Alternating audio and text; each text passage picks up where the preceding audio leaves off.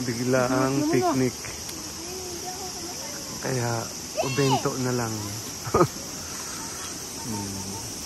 Nagyayang bigla.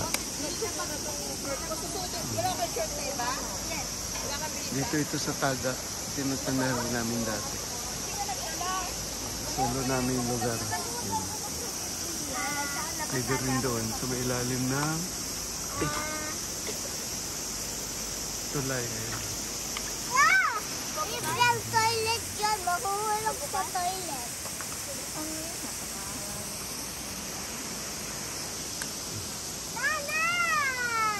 Yan, may isda yan. Uy, kapunin ng alas ang asan ang toilet? dun sa kahon. Dito ang lolo ng toilet. Ayun. Doon sa malalim. Saan ang parking na? Yan.